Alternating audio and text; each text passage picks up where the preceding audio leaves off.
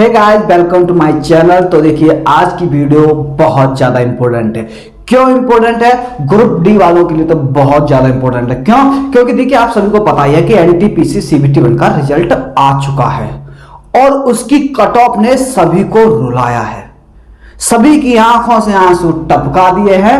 NTPC result में cut off काफी high गई है और नॉर्मलाइजेशन की बात करूं तो किसी को तो 0 नंबर नॉर्मलाइजेशन मिला है, किसी को 20 मिले हैं, किसी को 18 मिले हैं, किसी को 25 मिले हैं।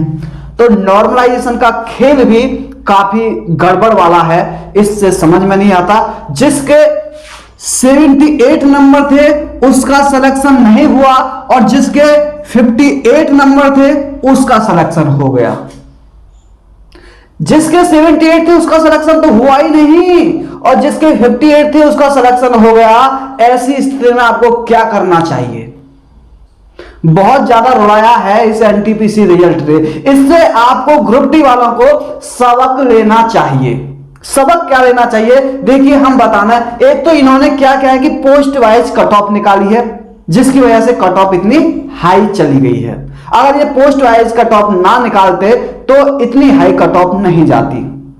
तो देखिए ये तो रही बात कि एनटीपीसी ने रुला दिया, वो तो कोई बात नहीं है। चलो जो हुआ वो हो गया। अब मैं बात करता हूं ग्रुप डी की। तो ग्रुप डी में भी स्टूडेंट बहुत ज्यादा सवाल पूछ रहे हैं बार बार कि क्या सर ग्रुप डी में भी पोस्ट वाइज कट ऑफ जाएगी? तो देखिए एक बात मैं क्लियर कर दूं आपसे कि ग्रुप डी में पोस्ट वाइज कट ऑफ नहीं जाएगी। क्यों नहीं जाएगी? इसका कारण है। कारण क्या है? देखिए ग्रुप डी में और एनटीपीसी में डिफरेंस कितना है कि एनटीपीसी की जो पोस्ट होती है ना सभी अलग अलग होती हैं। जैसे स्टेशन मास्टर की अलग होती है, गोल्ड गार्ड की अलग होगी, सीनियर क्लर्क वगैरह हैं उनकी अलग होती है, इंजीनियर जो होते हैं यानी कि जेई वगैरह होते हैं उनकी अलग होती है, टाइपिस्ट वालों की अलग होती है। तो उनको जो होता है उनके काम भी अलग अलग होते हैं और उनका पेपर भी अलग टाइप का होता है। सीबीटी 2 में पेपर भी अलग होगा, किसी का साइको होता है, किसी की टाइपिंग होती है। तो इस तरह से उन्हें एनटीपीसी की कट ऑफ है वो पोस्ट वाइज निकालनी पड़ी। मुझे कैसे पता है? मुझे तो पहले से ही पता था कि यहां जो होगी शायद पोस्ट वाइज कट ऑफ निकाल दें, लेकिन मैंने इस पे वीडियो नहीं बनाई थी। मुझे पता कैसे था मैं आपको बता दूं। देखिए मैं रेलवे में जॉब कर रहा हूं और मैंने एनटीपीसी का जीडीसी वाला एग्जाम दिया था। कौन सा दिया था? जीडीसी वाला जब एग्जाम दिया था तो वहां इसी तरह से बिल्कुल सेम जो एनटीपीसी में कट ऑफ निकाली है वहां बिल्कुल सेम ऐसी ही निकाली गई थी। पोस्ट वाइज निकाली थी, यानी कि स्टेशन मास्टर की अलग कट ऑफ थी, गुड्स गार्ड की अलग कट ऑफ थी, जेई की अलग कट ऑफ थी। वहां बिल्कुल जैसे एनटीपीसी में निकाला बिल्कुल ऐसे ही आपकी जीडीसी में जो हमारे डिपार्टमेंट के लिए एग्जाम हुआ था वहां कट ऑफ आई थी। लेकिन ग्रुप डी की बात करूं मैं यहां तो ग्रुप डी में ऐसा नहीं होगा क्योंकि ग्रुप डी की जितनी भी पोस्ट हैं वो एक ही लेवल की हैं, उन्हें ज्यादा डिफरेंस नहीं है।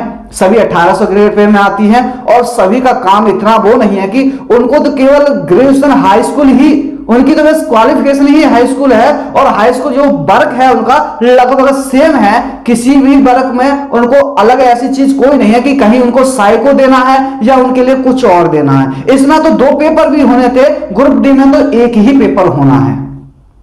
ग्रुप डी में एक ही पेपर होगा तो वहां तो अलग अलग कट ऑफ निकालने की कोई सवाल ही पैदा नहीं होता। तो इस बात से बेधड़क रहिए कि आपकी पोस्ट वाइज कट ऑफ लगेगी, ऐसा ग्रुप डी में नहीं होगा। तो ये दिमाग से निकाल दीजिए, कहीं ऐसा ना हो कि उसकी भी हाई चली जाए कट ऑफ। तो देखिए उसकी भी हाई कट ऑफ नहीं जाने वाली है। तो मैं आपको बता दूं हाई कट ऑफ नहीं जाएगी तो आपको कितने नंबर की तैयारी करनी चाहिए। आप अभी से गांठ बांध लीजिए क्योंकि आपको सिलेक्शन लेना है।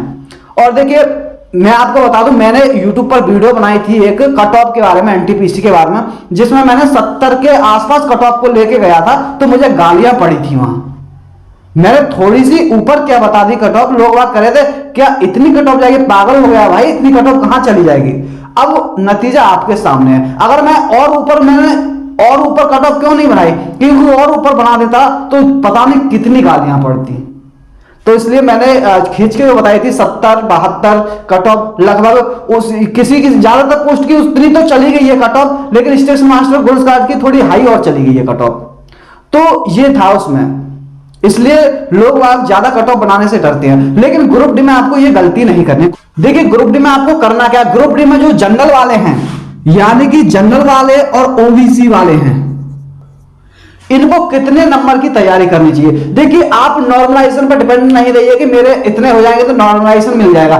जरूरी नहीं है कि आपको नॉर्मलाइजेशन मिले, आपको नॉर्मलाइजेशन हो सकता है 0 मिले, तो आप नॉर्मलाइजेशन के आधार पर नहीं, अपने रो मार्क के आधार पर तैयारी कीजिए। रो मार्क से ही आपका सिलेक्शन होगा। हो सकता है आपका नॉर्मलाइजेशन में कुछ फायदा ही ना हुआ हो, फिर कहेंगे कि मुझे फिर आपका रोना होगा कि नॉर्मलाइजेशन में मेरे तो नंबर ही नहीं बढ़े, पड़ोसियों को सुनाएंगे मेरा नॉर्मलाइजेशन में नंबर नहीं बढ़े, इसलिए मेरा सिलेक्शन नहीं हुआ। तो ये वाली गलती आपको नहीं करनी। आपको देखिए, जनरल और ओबीसी वालों को जो तैयारी करनी है 70 से 75 नंबर की तैयारी करनी है। इससे कम कट ऑफ नहीं जाएगी। 70 से कम कट ऑफ जनरल की और ओबीसी की नहीं जाएगी, नहीं जाएगी, नहीं जाएगी।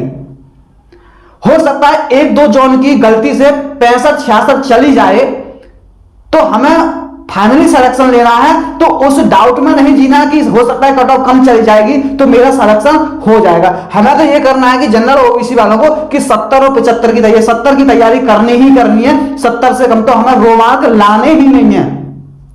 नॉर्मलाइजेशन पर डिपेंड मत रहिएगा कि नॉर्मलाइज मैं 60 नंबर ले आऊं, 10 नंबर का नॉर्मलाइजेशन मिल जाएगा। जरूरी नहीं है कि आपको नॉर्मलाइजेशन मिलेगा, हो सकता है आपको 0 मिलेगा। आपने सोचा कि मैं 60 की तैयारी कर लेता हूं, 10 नंबर का नॉर्मलाइजेशन मिलेगा, मेरे तो 70 हो जाएंगे। और आपको अगर नॉर्मलाइजेशन नहीं मिला तो आपके कितने रह जाएंगे? 60 रह जाएंगे। तो आप वहां मात खा जाओगे। गलती मत करना, रो मार्क की तैयारी करना। अभी आपके पास टाइम है 1 महीने का, 1 महीने में आप दुनिया पलट सकते हो। इसके बाद बात करूं SC ST की। SC ST वालों को जो तैयारी करनी है, अपनी जो रो मार्क की तैयारी करनी है, उनको करनी है 55 से 60 क्वेश्चन, यानी कि 55 से 60 क्वेश्चन की तैयारी करनी है। इससे कम की तैयारी तो करनी ही नहीं है। और जो EWS वाले हैं उनको भी इसी नंबर की तैयारी करनी है, EWS। आपने देखा होगा कि EWS की कहीं कहीं ओबीसी वालों से भी ऊपर कट ऑफ गई है, तो EWS वाले हैं वो भी इसी में आ जाते हैं। हालांकि जनरल वाला का 75 होगा और ओबीसी EWS का 70 पर हो जाएगा। इतना आपको तैयारी करनी है। ST ST वालों को इतने की तैयारी करना है। अगर आपने इतने का टारगेट बनाया है तभी भरोसा रखना कि आप ग्रुप डी में जॉब ले सकते हो। अगर आपने इतने का भरोसा नहीं किया कि मेरे इतने नंबर नहीं आएंगे या मेरी तैयारी इतने की नहीं है, तो फिर भूल जाना कि आप ग्रुप डी लायक हो। हालांकि वैकेंसी ज्यादा है, हालांकि वैकेंसी ज्यादा है, तो आपको इससे कम की तैयारी सोचनी भी नहीं है। क्यों नहीं सोचनी? अगर कट ऑफ चाहे भले मैं कहूं कि 55 नंबर नहीं, 52 नंबर, 50 नंबर जाती है कट ऑफ, 50 नंबर जाती है, तो भी आपके नंबर ज्यादा होंगे तो आपका सिलेक्शन तो होगा ही होगा। अगर आपने कम की तैयारी की और कट ऑफ ज्यादा चलेगी तो वहां आपका सिलेक्शन रह जाएगा। मेरे दोस्तों, तैयारी हमेशा फाइट में रहो, हाई में करो। कम की तैयारी मत करो, ज्यादा की तैयारी करो, तब जाके कम मिलेगा। आ गई समझ में? तो बस यही है, आपको इस तरह से तैयारी करनी है।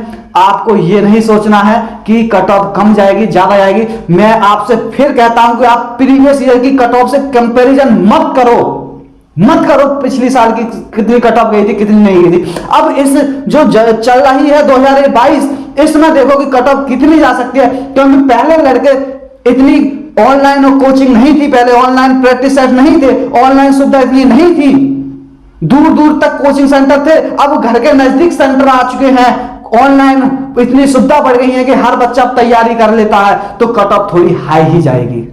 तो दोस्तों, एक बार फिर कह रहा हूं मैं, अगर आपको सिलेक्शन लेना है, रियल में सिलेक्शन लेना है, तो कट ऑफ को ज्यादा मान के चलना होगा। कट ऑफ ज्यादा मानोगे तभी आपका सिलेक्शन होगा, नहीं तो फिर रह जाओगे और फिर पछताते रह जाओगे। इतनी बड़ी वैकेंसी में आप एक जॉब नहीं ले सकते। तो इस वीडियो में इतना ही बोलूंगा, ज्यादा नहीं बोलना चाहूंगा। आपको बस यही कहना चाहता था कि आप इतने नंबर की तैयारी करें, कट ऑफ काफी हाई जा रही है, आपको ग्रुप डी में रोना ना पड़े। तो इस वीडियो में बस इतना ही। अगर वीडियो अच्छा लगा हो, वीडियो को लाइक शेयर जरूर करें, और जो मेरे चैनल पर नए हैं चैनल को सब्सक्राइब करें। और जिन्हें मैथ सीखना है वो इस वीडियो के डिस्क्रिप्शन में है, वहां मैथ के चैनल का पहले ही लिंक मिल जाएगा, वहां क्लिक करें और उस चैनल को सब्सक्राइब करना। वहां आपको मैथ 0 लेवल से आपको मैं सिखाऊंगा। तो थैंक यू, धन्यवाद। फिर मिलते हैं नेक्स्ट वीडियो में। जब तक के लिए बाय बाय। ध्यान रखना, पढ़ते रहिएगा, क्योंकि इस बार हमें फतेह करनी है।